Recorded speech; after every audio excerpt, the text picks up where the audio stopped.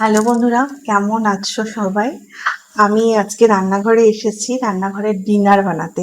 আজকে রাত হয়ে গেছে, আমার ডিনার বানাতে অনেক দেরি হয়ে গেছে। তো রান্নাঘরে চলে এসেছি। রান্নাঘরে একটা ডিনার বানাবো, সেটা হচ্ছে রাইস পেপার দিয়ে মোমো। তো চলো দেখানো শুরু করি কেমন করে আমি বানাচ্ছি। দেখো, এখানে আমি নিয়ে নিয়েছি গাজর, ক্যাপসিকাম, রসুন, পেঁয়াজ আর লঙ্কা আর আদা। তো এগুলোকে একটু বড় বড়, মোটামুটি বড় বড় করে কেটেছি। তো এগুলোকে আমি চপারে দিয়ে ভালো করে ফাইন চপ করে নেব। তো চপ করে নেওয়ার পরে তারপরে বাকিটা রেডি করব। তো আমি এখানে দেখো আম, যে গাজর, ক্যাপসিকাম আর ছিল হচ্ছে রসুন, লঙ্কা, পেঁয়াজ সবকিছু কুচিয়ে নিয়েছি, সেটা তোমাদেরকে দেখিয়েছি। চলো এবার শুরু করি রান্না। আর এইখানে নিয়ে নিয়েছি দেখো চিকেন, আমি পেস্ট করে নিয়েছি। চিকেন আমি সলিড পিসগুলো নিয়ে পেস্ট করে নিয়েছি। চলো শুরু করি দেখানো। কড়াই গ্যাসে বসিয়ে দিয়েছি। চলো এরপরে কি কি করছি। কড়াই আমার গরম হয়ে গেছে, আমি দিয়ে দিচ্ছি অল্প একটু বাটার। বাটার দিয়ে দিলাম।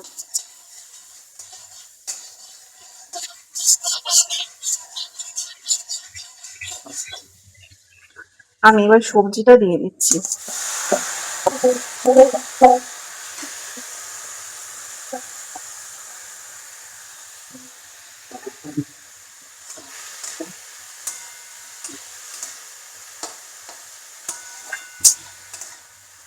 কড়াইটা একটু বাড়িয়ে নিলাম, গ্যাসটা একটু বাড়িয়ে নিলাম। বাড়িয়েই করবো গ্যাসটা, কারণ আমার এখান থেকে জল বেরোবে প্রচুর পরিমাণে। একটু বাড়িয়ে বাড়িয়েই করবো। সাধারণত মোমোতে আমরা সমস্ত সবজিগুলোকে লবণ মাখিয়ে চিপে চিপে জলটা নিগড়ে নিই। কাঁচা সবজিটি থাকে লবণ মেশালেই মোটামুটি মজে যায়। কিন্তু যেহেতু রাইস পেপারে করব, রাইস পেপারটা না তোমাদের একটু সফট নরম, তো ওটাকে বেশিক্ষণ ভাপানো যাবে না, সুতরাং সবজিগুলো কাঁচা ফেটে যাবে। আর ময়দা দিয়ে করলে সময় লাগে ভাপাতে, তো ততক্ষণে সবজিগুলোও সেদ্ধ হয়ে যায়। ময়দার ওপরের কোটেনটা যখন সেদ্ধ হয় মোমোর, তখন ওটাও সেদ্ধ হয়ে যায়। তো একসাথে সেদ্ধ হয় তখন, কিন্তু যেহেতু এটা রাইস পেপারে, সুতরাং এটা সেদ্ধ হবে না। দেখো এই যে চিকেন কিমাটাও দিয়ে দিয়েছি। হ্যাঁ, আমি চিকেন কিমা না, আমি একদম টেস্ট করে নিয়েছি চিকেনটা। এবার ভালো করে মিশিয়ে নেব। আমার এখানে দেখো মোটামুটি যা জল দিয়ে দিয়েছিল সেটাও টেনে গেছে। আমি চিকেনটাকে ভালো করে মিশিয়ে নিচ্ছি। দেখো এখন মোটামুটি জল শুকিয়ে এসছে। এখন আমি একটু কিছু জিনিস দেবো, সেটা হচ্ছে একটু সয়া সস দেবো। যেটা ডার্ক সয়া সস, সেটা আমি অল্প একটু দেবো।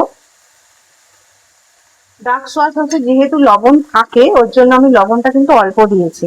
এবার দেব আমার বাড়িতে বানানো হোমমেড মোমো চাটনি। তো তোমরা যদি এই মোমো চাটনিটার রেসিপি জানতে চাও অবশ্যই বলো, আমি রেসিপিটা বলবো। তো আমি এটা 2-3 চামচ মতন দিয়ে দিলাম। আর দেবো 1 ফোঁটা ভিনিগার। অল্প একটু ভিনিগার দেবো, খুব না, একটু হালকা টকটক একটা ফ্লেভার দেবে। ব্যাস, এই জিনিসগুলোকে আমি ভালো করে নেড়ে চেড়ে একটু মিক্স করে নেবো।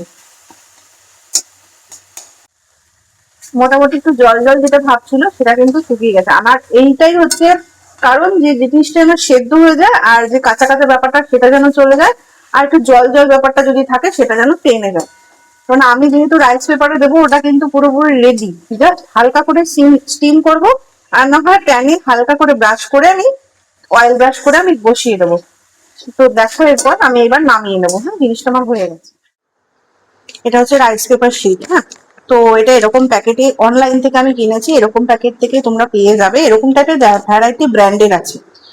তো চলো আমি এটা কাটি। আমি এরকম 2টো শিট নিলাম, শিটগুলো দেখতে ঠিক এইরকম হবে, পেপারের মতন। এটা কিন্তু তেলে দিলে পাপড়ের মতন খাওয়াও যায়। তো আমি এটাকে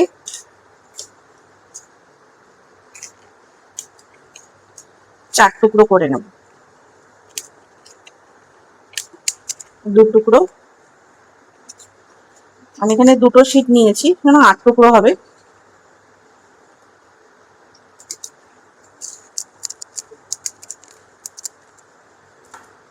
চলো 4 টুকরো করে নিলাম। এবার কি করব, এবার আমি এরকম দেখো এই থালার মধ্যে জল নিয়ে নিয়েছি। এই যে জল নিয়ে নিয়েছি, জলের মধ্যে ভিজাচ্ছি। দেখো জলের মধ্যে ভিজিয়েছি। এই তখন ছিল শক্ত, এখন কিন্তু নরম হয়ে গেছে। দেখতে পাচ্ছ নরম হয়ে গেছে। তো সাইডে রাখি, তোমাদের আমি এখানে দেখাই কেমন করে আমি র্যাপ করছি। এখানে একটা রাখছি পেপার, দুটো শিট রাখলাম পরপর, এদিকে আর ওদিকে কোনাকুনি করে রাখলাম, ঠিক আছে? তাহলে আমাদের মুড়োতে সুবিধা হবে।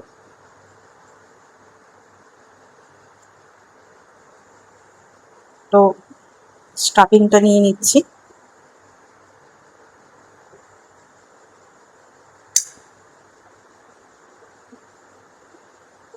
দেখো দুপাশ থেকে ফোল্ড করছি, কর্নার থেকে ফোল্ড করছি, এই কর্নার থেকেও ফোল্ড করছি।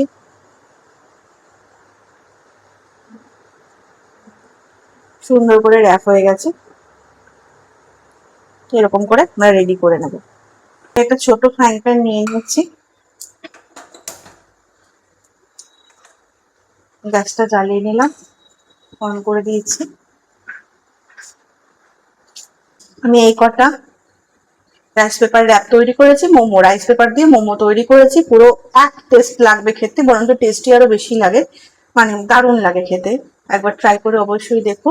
আর এই রাইস পেপার তোমরা অনলাইনে কিনতে পেয়ে যাবে, সব জায়গায় পাওয়া যায়, সমস্ত অনলাইন তোমরা যে কোনো জায়গাতেই অ্যাভেলেবেল রয়েছে। তো চলো আমি এরকম ব্রাশ দিয়ে নিচ্ছি, একটু কম আঁচ করে নেব। আমার তো যেহেতু সবটাই রেডি, শুধু রাইস পেপারটা যেন একটু কুক হয়, ওর জন্য আমি জাস্ট রেডি করছি এটা। তোমরা স্টিমও করতে পারো,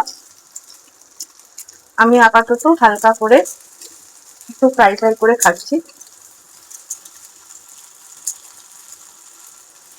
একদম কম আঁচে দেবে, এরকম ভাবেই হবে জিনিসটা। আমি একটু করে উল্টে নিচ্ছি।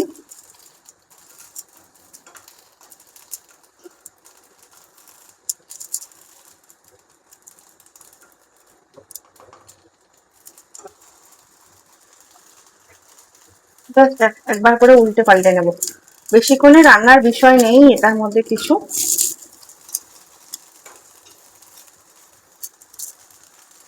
আমার রেডি হয়ে গেছে, আমি এবার সার্ভ করব।